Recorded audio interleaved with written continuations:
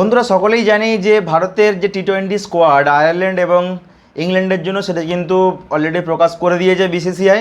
তো সেখানে ক্যাপ্টেন শ্রেয়স আয়ার, vice captain তিলক বর্মা, যেটা জুনের 26 তারিখ এবং 28 তারিখ আয়ারল্যান্ডের সাথে এবং জুলাইয়ের 1 তারিখ থেকে শুরু হচ্ছে, যে 5টা টি-20 ইংল্যান্ডের সাথে আছে এবং আয়ারল্যান্ডের সাথে 2টো। তো এই হচ্ছে বিষয়।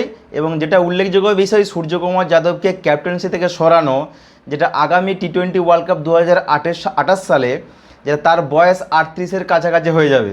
সেই জন্য হয়তো এই সিদ্ধান্ত যে শ্রেয়স আয়ারকে ক্যাপ্টেন্সি হিসেবে বসানো, যেটা টি-20 ওয়ার্ল্ড কাপ এখন থেকে প্রিপারেশান নিয়ে নিয়েছে, এবং তিলক বর্মাকে ভাইস ক্যাপ্টেন। আমরা জানি তিলক বর্মা কী লেভেলের পারফরমেন্স করেছে বিগত দিনগুলোতে, কতটা ভরসাযোগ্য সে পারফরমেন্স দেখিয়েছে। আর আরেকটা উল্লেখযোগ্য বিষয় যে সূর্যকুমার যাদবকে মানে কমসে কম একটু একটা সম্মান দিয়ে যদি তাকে বিদায় জানানো হতো ক্যাপ্টেন্সি থেকে, সেটা বোধহয় খুব ভালো হতো। কারণ তার যে ঝুলিতে উইনিং পার্সেন্টেজ 80-র উপরে, 80.67% তার উইনিং পার্সেন্টেজ, 52টার মধ্যে 42টা তার কিন্তু উইনিং আছে, মানে জয়ী, এবং কোনো সিরিজে কিন্তু ক্যাপ্টেন হিসেবে হারেনি। এশিয়া কাপ জিতেছে তার ক্যাপ্টেন্সিতে এবং 2026 সালে টি-20 ওয়ার্ল্ড কাপ তার ক্যাপ্টেন্সিতে কিন্তু জিতেছে।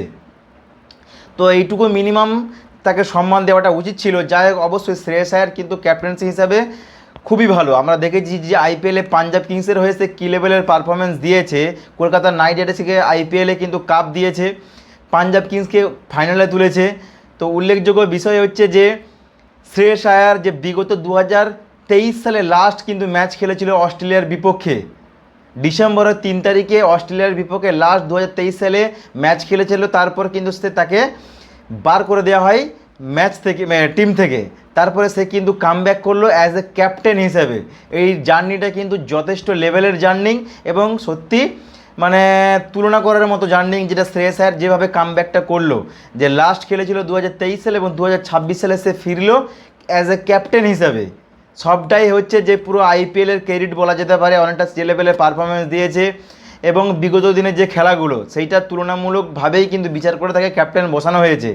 এবং উল্লেখযোগ্য আরেকটা বিষয়, বৈভব সূর্যবংশীর যে সর্বকনিষ্ঠতম প্লেয়ার হিসেবে ভারতে কিন্তু ডেবিউ হতে চলেছে, সে কিন্তু স্কোয়াডে আছে।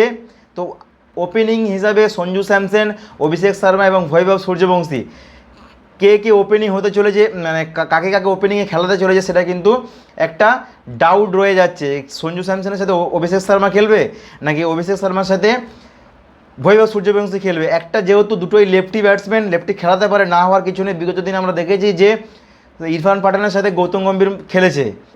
কাকে ওপেনিং করাতে পারে বিসিসিআই বা টিম সিলেক্টর, সেটা দিকেই নজর থাকবে আয়ারল্যান্ড এবং ইংল্যান্ডের সিরিজে।